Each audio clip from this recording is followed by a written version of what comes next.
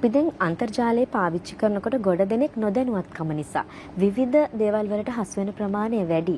එතකොට මේ මොනවද වර්තමානයේ ගොඩක් වෙලාවට අර මම සඳහන් කරා වගේ WhatsApp හැක් කරනවා කියන. එතකොට මේ වගේ මේ අන්තර්ජාලයත් එක්ක භාවිතා කරනකොට මොන වගේ ගැටලු වලටද මුහුණ දෙන්න වෙන්නේ?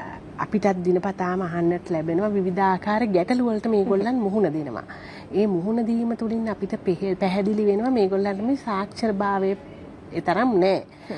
ඒක තව ටිකක් සරලව කියනවා නම් අන්තර්ජාලය කොහොමද Tamanටත් අනුන්ටත් යහපතක් විදිහට පාවිච්චි කරන්නේ, කොහොමද මේකෙන් වෙන යම් යම් ගැටලු ආන්තරාවලින් කොහොමද අපි ගැලවෙන්නේ, අන්තර්ජාලය හරහා වෙන විවිධ වංචාවලින් කොහොමද අපි ගැලවිලා මේක පරිස්සමෙන් මේ ගමන යන්නේ කියන එක පිළිබඳව ගොඩක් දෙනෙකුට අවබෝධයක් නැහැ. අවබෝධයක් තිබුණා වුණත් මේවා යාවත් කාලීන වෙනවා. අපි දෙයක් ගැන අවබෝධ වෙනකොට ඒ කාරණාව නෙවෙයි වෙන කාරණාවක් ඊළඟ දවසේ මතුවෙනවා. තාක්ෂණයේ ශීඝ්‍රයෙන් දියුණු වෙනවා. අපේ දැනුම මේකෙන් ගැලවෙන්නේ කොහොමද කියන එක ටිකක් ඒ තරම් අපි කාටත් ඒක අපි ඔබටත් මටත් අයිති, අපි හැමෝටම ලොකු අවබෝධයක් නැති අවස්ථාවන් තියෙනවා. ඒ හින්දා අපි නිතරම යාවත් කාලින වෙන්න ඕන. ඔබ කතා කළා වගේ මේ කොහොමද අපි මේ අන්තර්ජාලය හරහා වෙන විවිධ ඒ වගේම මේ අන්තර්ජාලය මම කියනවා අන්තර්ජාලය හරීම මේ හැම ලෝකෙ පුරාම ඉතා හැම කෙනෙක්ම භාවිතා කරන එකක් විශ්වගම්මානයක් බවට පත් වෙලා තියෙනවා. ඒ වගේම දැන් මේ වංචාකාරී පිරිස් ඉතාම සූක්ෂම විදිහට මේ අන්තර්ජාල පරිශීලකයන්ව ග්‍රහණය කරගන්න විවිධ ක්‍රම භාවිතා කරනවා.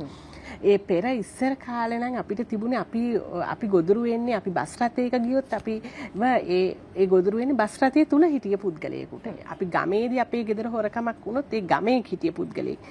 අන්තර්ජාලය ඊට වඩා වෙනස් තැනක්. අපි ගොදුරක් වෙන්නේ සමහර වෙලාවට ඒ පුද්ගලයා ලංකාවේ කෙනෙක් නොවෙන්න පුළුවන්. එයා ගොඩාක් දුර රටක ඉන්න පුළුවන්. අන්න ඒක තමයි අන්තර්ජාලය හරහා වෙන උවදුරු හිරිහැරවල තියෙන අපි කතා කරන්න බයම ඇත්ත. ඒ මොකද හරි අමාරුයි ඒගොල්ලන්ව නැවත හපව ඒගොල්ලන්ගෙන් ගිය අපේ අලාභය ගන්න. එනත ඒගොල්ලන්ට විරුද්ධව ක්‍රියා කරන්න, ඒගොල්ලන්ව හසුරුවා ගන්න, නීතිය ඉදිරියට ඒගොල්ලන්ව මේ ගන්න හරි අමාරුයි මේ කියන ගැටලු නිසා. අපිට කලින් කොලින් අහන්න ලැබෙනවා ඔබගේ දන්න අයටත් ඇති, මම දන්න අයත් ඉන්නවා. මගේ WhatsApp ගිණුම හැක් වුණා මම මොකද කරන්න කියලා. ඉතින් අපිටම අපි මේක කතා කරලා බැලුවොත් අපි කොහොමද මේ හැක්වීම වෙන්නේ කියන එක විවිධාකාර විදිහට ඒක වෙනවා. ඒ සමහර වෙලාවට ඔබට ලින්ක් එකක් එවන්න පුළුවන්. ලින්ක් එකක් එවලා ඔබගෙන් ඉල්ලීමක් කරන්න පුළුවන් මේ ලින්ක් එක හරහා ඔබ සම්බන්ධ වෙන්න කියලා. එතකොට ඔබ සම්බන්ධ වුණාම එවැනි අවස්ථාවලදී හැක් වුණ පිරිස අපිට මුණ ගැහිලා තියෙනවා. ඒ වගේම වෙනත් යුනිට් වෙනත් ඩිවයිස් එකකින් ඔබගේ WhatsApp ගිණුමට ලොග් වෙන්න උත්සාහ කරනවා. එතකොට ඔබගේ WhatsApp ගිණුමට තමයි එන්නේ, ඔබගේ යුනිට් එකට ඔබගේ අතේ තියෙන දුරකථනයට තමයි එන්නේ OTP එකක්.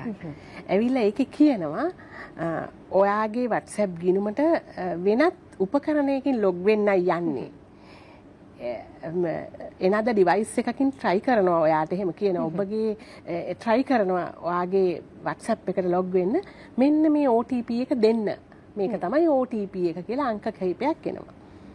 ඒ කියන්නේ වෙනත් ඩිවයිස් එකකින් මගේ WhatsApp ගිණුමට ලොග් වෙන්න වෙන කෙනෙක් උත්සාහ කරනවා. කෙසේ නමුත් මගේ අතේ තියෙන උපකරණයට තමයි මේ OTP එක එන්නේ. එතකොට අපි මේක බලාගෙන ඉන්නකොට අපිට වෙන කෙනෙක් එක්ක දුරකථන ඇමතුමක් ලැබලා දෙනවා. එහෙම නැත්නම් අපිට මෙසේජ් එකක් එනවා ඔබගේ ඔය OTP එක මට දෙන්න කියලා. ඉතින් අපි ඒ ගැන හිතන්නේ බලන්නේ නැතුව OTP එක දුන්නොත් ඔබගේ WhatsApp ගිණුම ඒ මොහොතේම අනිත් පුද්ගලයාට යනවා. ඉතින් මේක අපි හිතන්නේ බලන්නේ නැතුව හසු වෙනවා ගොඩක් පිරිස. ඒගොල්ලන් අපේ නම කියලා කතා කරනවා. එතකොට ඒගොල්ලන් අපි ගැන දන්නවා. ඒගොල්ලන් එහෙම ඔබ ડોක්ටර් කෙනෙක් නම් ડોක්ටර් ඔබ මෙන්න මේ සංගමයට ජොයින් වෙන්න මේ OTP එකක් ඇවිල්ලා තියෙනවා. එතකොට අපිට කාර්යබහුල වෙලාවක නම් අපිට ගොඩක් ඒ ගැන හිතන්න වෙන්නේ නැහැ. අපි කාගෙන්වත් යාළුවෙක්ගෙන් ළඟ ඉන්න කෙනෙක්ගෙන් අහන්නේ අපි OTP එක දෙනවා. ඒ විදිහට තමයි WhatsApp ගිණුම හැක්වීමට ගොදුරු වුණ අය අපිත් සමග සාකච්ඡා කරලා තියෙන තොරතුරු වලින් ඒව තමයි ගිහින් තියෙන්නේ. පාරිභෝගිකයන් ඉලක්ක කරගනිමින් සිදුවන මූල්‍ය වංචාවලින් ප්‍රවේශම් වන්න. ඔබට ලැබෙන ඇමතුම් SMS ඊමේල් සමාජ මාධ්‍ය යනාදී සැක සහිත ඉල්ලීම් වලට ප්‍රතිචාර වශයෙන් ඔබගේ බැංකු ගිණුම් විස්තර PIN OTP පරිශීලක නාම මුරපද වැනි සංවේදී තොරතුරු ලබා නොදෙන්න. කිසිවිටක මෙවැනි සංවේදී තොරතුරු දුරකථන ඇමතුම් SMS ඊමේල් හෝ සමාජ මාධ්‍ය හරහා ඔබගෙන් ඉල්ලීම් නොකරන බව කරුණාවෙන් සලකන්න. එතකොට මේ වගේ පණිවිඩයක් දුරකථන සමාගම් විසින් පාරිභෝගිකයන්ට යවනවා. දුරකථන සමාගම් විතරක් නෙවෙයි සස්සාරණී බැංකු පවා එවන ඔය විදිහටම ඉතාම සරල භාෂාවෙන් සිංහලෙන් ඉංග්‍රීසියෙන් දෙමළෙන් ඉතාම සරලව මේ අංකය කිසිවෙකු සමග බෙදා නොගන්න ඉතාම සරලයි. ඒ කියන්නේ දැන් මේ ගැන අගතියට පත්වෙන පුද්ගලයන්ව දැනුවත් කරන්න සියලුම ආයතන හරිම යහුසුරුව කටයුතු කරනවා. දුරකථන සමාගම් බැංකු අපි වගේ ආයතන ශ්‍රී ලංකා පොලිසිය පරිගණක අපරාධ සංසදයේ වැනි ආයතන කටයුතු කරනවා. එන්න තවසනාවකට මේ පණිවිඩය ගිහිල්ලා නැහැ. ජනතාවට තාමත් ඒ නිසානේ මේ WhatsApp එක හැක් වෙන්නේ. පණිවිඩය ගියා නම් ඒක හැක් කිරීම අපහසුනේ. මේ හැක් කිරීමෙන් පස්සේ මොකද වෙන්නේ? හැක් කිරීමෙන් පස්සේ අපේ ගිණුම ඔහුගේ අතට යනවා. එතකොට ඔහු ඒකේ තියෙන දේවල් එයාට බලන්න පුළුවන්. ඒකේ තියෙන කන්ටෙක්ස්ට් බලන්න පුළුවන්. ඒකේ ඉන්න අපේ යාළුවා අපි ඒගොල්ලොත් සමග කතා බස් කරපු හැටි ඒගොල්ලෝ බලන්න පුළුවන්. ඊට පස්සේ මගේ අත්දැකීමට අනුව මෙයා කරන්නේ ඒකේ ඉන්න යාළු මිත්‍රයන්ට යවනවා මට සල්ලි හදිස්සියක් රුපියල් ලක්ෂයක් මේ ගිණුමට දාන්න කියලා. ඉතින් ගොඩක් වෙලාවට කවුරුත් හිතන්නේ මගේ ගිණුම හැක් වෙලා ඇති කියලා. මට සල්ලි අවශ්‍යතාවයක් ඇති කියලා හිතලා එහෙම දාපු පිරිස ඉන්නවා. ඔන්න ඕක තමයි ඒකේ තියෙන බොහෝම මේ දවස්වල තියෙන නරකම తত্ত্বය. ඉතින් ඒ නිසා මේකට අපි WhatsApp පළමුවෙන්ම කරන්නට ඕන ප්‍රිකෝෂන් රියැක්ෂන් එකක් හැටියට අපි හැක්වීමට වාජනය වෙන්න එපා. බොහෝම කල්පනාවෙන් පාවිච්චි කරන්න ඕනේ. විශේෂයෙන්ම කල්පනාකාරී වෙන්න ඕනේ නොදන්නා වූ විදේශ රටවල් වලින් එන ඇමතුම් සම්බන්ධයෙන්. ඊළඟට අපි හැක්වීමට ගොදුරු වුණොත් අපිට පුළුවන් අපේ ඉන්න සියලුම කන්ටැක්ට්ස් වල වෙනත් අය යාළු මිත්‍රව සම්බන්ධ කරගෙන පණිවිඩයක් දාන්න මගේ WhatsApp ගිණුම හැක් වුණා. ඒකෙන් එන කිසිම දෙයකට ඔබ ප්‍රතිචාර දක්වන්න එපා කියලා. ඔබ දැකලා ඇති Facebook ගිණුම් හරහා දානවා අපේ මිතුරන් මේ පණිවිඩය යොමු කරනවා තමන්ගේ මිතුරු සියල්ලම කණ්ඩායමටම මගේ WhatsApp ගිණුම හැක් වුණා කියලා. ඉතින් පුළුවන් තරම් ඉක්මනට තමන්ගේ යාළු මිත්‍රයන් දැනුවත් කරන්න ඕනේ. ඒ වගේම දැනුවත් වෙන්න ඕනේ අපේ යාළුවෙක්ගෙන් කාගෙන් හරි හදිස්සිය මුදල් අවශ්‍යතාවයක් කියලා සල්ලි ඉල්ලුවොත් එකපාරට දාන්න කලින් එයා දන්න විදිහට දුරකථන ඇමතුමක් දීලා සම්බන්ධ කරගෙන මේක ඇත්තම කතාවක්ද කියලා බලලා දාන්න ඕනේ. එහෙම නැත්නම් අගතියටපත් වෙනවා. මොකද මේ මුදල් යන්නේ වංචාකාරී පිරිසකට. මේ සර්ට් ආයතනයේ BN message පරිශ්‍රය ඔබේ මොන හරි එහෙම WhatsApp එක හැක් වෙලා තියෙනවා නම් ඒ වගේ කාරණයක් සිද්ධ වෙලා තියෙනවා නම් යුනිට් එක අරන් ගියාට පස්සේ ඊට ඉක්මනින් හරිම කෙටි කාලයක් අරගෙන මේක රිකවර් කරලා දෙනවා. එතකොට ඔබට මේ වගේ ගැටලුවකට මේ වෙනකොටත් මුහුණ පාලා තියෙනවා නම් මෙන්න මේ වගේ අවස්ථාවන් ඔබට ලබා ගන්න පුළුවන්. එතකොට ඔබේ ගැටලුව निराකරණය කරගන්න පුළුවන්. ලින්ක් එකක් එවනවා. ඒ ලින්ක් එක අපි නොදැනුවත්කම නිසා ටච් කරලා බලද්දී අපේ WhatsApp එක හැක් වෙලා. මෙන්න මේ වගේ ලින්ක් එකක් එවද්දී මොනවද මේ පරිස්සම් වෙන්න ඕන විශේෂයෙන්? ඔව් ඒ වගේම තමන් දන්නේ නැති ලින්ක් කරහා සම්බන්ධ වෙන්නට එපා කියන එක තමයි එතන ගත යුතු පණිවිඩය. ඒ වගේම මම තව කාරණාවක් මේකම ඇඩ් කරන්නම්. අපි අන්තර්ජාලය භාවිතා කරනවා. අන්තර්ජාලය හරහා ගනුදෙනු කරනවා. හරි. ඒක හරි. ඒක හැම වෙලේම මේක අපි දිරිමත් කරන්නට ඕනේ. හැබැයි ඒක කල්පනාවෙන් කරන්නට ඕනේ. අපි යම් වෙබ් අඩවිවලට ප්‍රවිෂ්ඨ වෙනකොට ඒක අව්‍යාජ වෙබ් අඩවියක්ද කියලා අපි සැලකිලිමත් වෙන්න ඕනේ. එතකොට බැංකු ගිණුමට ප්‍රවිෂ්ඨ වෙනවා නම් බැංකුව කවදාක්වත් ඔබගේ account එකේ ඒ කියන්නේ ගිණුම් අංකය නැවත අහන්නේ නැහැ. මොකද ඔබට වෙනම තියෙනවා ඒක user name password තියෙනවා. ගිණුම් අංකය නැවත අහන්නේ ගිණුම් අංකය නැවත අහනවා නම් ඒ වගේ සැක සහිත නම් ඒ වගේ ව්‍යාජ වෙබ් අඩවිවලට ගිහිල්ලා තමන්ගේ තොරතුරු යොමු කරන්නට බෑ. එහෙම ව්‍යාජ වෙබ් අඩවිවලට තොරතුරු යොමු කරපු පිරිසුත් අමාරු වෙලා තියෙනවා. මේ WhatsApp එකට ෆොටෝ එකක් එවනවා. මුලින්ම මැසේජ් එකක් දානවා. හරි අපි යාළුවෝ මෙහෙම අඳුරගමු. ඊට පස්සේ ෆොටෝස් එවනවා. මම ඔයා වෙනුවෙන් මෙන්න මේ වගේ දේවල් මිලදී ගත්තා. මේ ඉතින් ඔයාගේ විස්තර මට එවන්න. මෙන්න මෙහෙම කියලා මේ තෑගි හොමාරු ක්‍රමයක් යනවා. පස්සේ හොයලා බලනකොට මේක හරිම කූට මේගොල්ලන්ගේ ක්‍රමයක් උපාය මාර්ගයක් වෙලා තිනවා මේකට මේ එක පුද්ගලයෙක් නෙවෙයි කීප දෙනෙක්ගේ මේ සම්බන්ධ වෙලා තමයි මේක කරන්නේ. මෙන්න මේ වගේ කාරණයක් කොහොමද? තෑගි ඒක හරිම වැදගත් ප්‍රශ්නයක්. ත්‍යාගි හුවමාරුවක් වගේම මේක විවිධ විදිහට සිද්ධ වෙනවා. භාණ්ඩ මිලදී ගැනීමටත් මේක සිද්ධ වෙනවා. ඔබ කියනවා වගේ තෑගි හුවමාරුවට අපි මුලින්ම කතා කරොත් WhatsApp හරහා නෙමෙයි සමාජ මාධ්‍ය ජාල හරහා ඔබට මිතුරු වෙනවා පිරිස. ඔබ මිතුරු වෙනවා.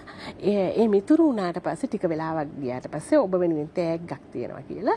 ඒ තෑග්ගේ පින්තූර, ඒක කුරියර් කරන ස්ථානය, ඒක ඒතන තියෙන ස්ටේටස්, ඒ අංක, ඒ සමාගම මේ සියල්ලම අප්ඩේට් වෙනවා. අපි ওই අන්තර්ජාලය හරහා භාණ්ඩ මිලදී ගන්නකොට ඔබ දන්නවනේ ඒක තියෙන තත්ත්වය, ඒක ස්ටේටස් අප්ඩේට් වෙනවනේ. මේක දැන් තියෙන්නේ ඩිලිවර් කරන තැන, දැන් තියෙන්නේ කම්පැනි, දැන් ඔබට ලැබුණාද එහෙම කියලා. ඒක බොහොම මේ අවංකව සිද්ධ වෙන ගනුදෙනුවද අන්තර්ජාලය හරහා. අන්න ඒ විදිහටම ව්‍යාජව කරන කටයුත්තත් මේ තියෙන තැන මේ විදිහට එනවා. එතකොට අපිට අවසානයේදී මේක බද්දක් ගෙවල මිලදී බද්දක් ගෙවන්න කියනවා මේක සම්බන්ධයෙන් ඒ ටැක්ස් එක වශයෙන් මුදල් ගෙවලා දැන් ඒක මදි තව ටිකක් ගෙවන්න. එතකොට තමයි තේරෙන්නේ මෙහෙම මට භාණ්ඩයක් නෙවෙයි කියලා. ව්‍යාජ වෙබ් අඩවියක් ඔස්සේ භාණ්ඩ මිලදී ගැනීමට විශාල මුදලක් ලක්ෂ 50ක් වගේ මුදලක් ඔහු දමලා තියෙනවා. ඒ අවස්ථාවේදී එයාට ඒ බඩු පැක් කරන ප්‍රමාණය බඩු එන තැන ඒක ඩිලිවර් කරන තැන වරායවල් ඒ ඔක්කොම එහෙම පෙන්නලා තියෙනවා. ඒත් ඒක අවසානයේදී එහෙම එකක් නෑ. ඒ සියල්ලම ව්‍යාජව නිර්මාණය කරපු දේවල්. ඉතින් මුලින් අර වගේම මම ආයිත් කතා කරන්න ඕනේ මේ වගේ තැනකට ගියාම අමාරුයි මේගොල්ලන් අල්ලගන්න. මොකද මේගොල්ලන් ෆිසිකලි අපිට හොයාගන්න අමාරුයි. අපේ යම් කිසි ආකාරයේ වෙනත් වූ හොරකම් වගේ නෙවෙයි. යම් කිසි ආකාරයක ජියෝග්‍රැෆිකල් ලොකේෂන් එකක වගේ එහෙම නෙවෙයි. යම් කිසි භූමි භාගයක් තුල මෙන්න මේ වටරවුම තුල නෙවෙයි මේක සිද්ධ වෙන්නේ. මේක ලෝකෙ කොහේ ඉඳලා මෙහෙවනවද කියලා හොයාගන්න බෑ. මේක තමයි මේක නීති රකින්න ආයතන හෝ වින්දිතයන් හෝ අපි සියලු දෙනාම ගොඩාක් මේ අසරණ වෙන තැන තමයි මේක ක්‍රියාත්මක වෙන්නේ කොයි රටේ කොතනද කියලා හොයාගන්න බැරිකම. ඉතින් ඒ නිසා අපි ඇත්තටම අපි ඒ වගේ අන්තර්ජාලය හරහා ලොකු මුදල් ගනුදෙනු කරනකොට අපිට LC ඕපන් කරලා ඒ වගේ ණයවර ලිපි මාර්ගයෙන් වගේ කරන්නට පුළුවන්. එතකොට TT මාර්ගයෙන් වගේ මුදල් ලැබුවාම ඒක අපි ගියා විතරයි. ඒ වගේ අපි හැම වෙලේම හැම ගනුදෙනුවක්ම කරන්න ඕන සැකේ වාසිය අපේ හිතේ තියාගෙන. අන්තර්ජාලය හරහා හම්බ වෙන නොදන්නා වූ පුද්ගලයන් සමග ගනුදෙනු කරන්න ඕනේ හැම වෙලේම මේක මම ගොදුරක් වුණොත් මම මේක මොකද කරන්න කියලා. අන්තර්ජාලය හරහා කරන බැංකු ගනුදෙනුත් බොහොම කල්පනාවෙන් මෙතන මට කොයි වැරදීමක් වෙයිද මොකක්ද මෙතන මම කරන මිස්ටේක් කියලා බොහොම කල්පනාවෙන් තමයි මේ ගනුදෙනු කරන්නට ඕනේ. අපි Facebook එක හැක් කරනවා, WhatsApp එක හැක් කරනවා. ඉන්නේ ඒ වගේ දේවල් අපෙන් බැහැරව වෙනත් වූ දේව ආයතන කරන එක ශ්‍රී ලංකා පොලිසියටවත් ඒ වගේ ඇප් සම්බන්ධයෙන් අපිට ඍජුවම සම්බන්ධයක් නැහැ. ඉතින් ඒ නිසා අපි කළ යුතු නිවැරදිම දේ අපි දැනගන්නට ඕනේ. අර කෙලින්ම අමාරු වැටෙන්නේ නැතුව ඉන්න ඕනේ. අමාරු වැටෙනොත් ඔබ සඳහන් කළ ආකාරයට සර්ට් ආයතනය සූදානමින් ඉන්නවා මේ සම්බන්ධයෙන් උදව් කරන්නට. ඒතකොට කොළඹට දුර බැහැර පිරිසක් නම් ඒක තමන්ම WhatsApp එක හා සම්බන්ධ කරගෙන ටිකක් ඒකට වෙලා යනවා. ඉතින් හිමින් තමන් ඒක කරගන්නට ඕනේ. ඒත් අර අමාරු වැටෙන අය බේරගන්න අපිට පුළුවන් තරම් අපිට කරන්න පුළුවන් පණිවිඩය යවන්න මගේ ගිණුම හැක් කරා කියලා.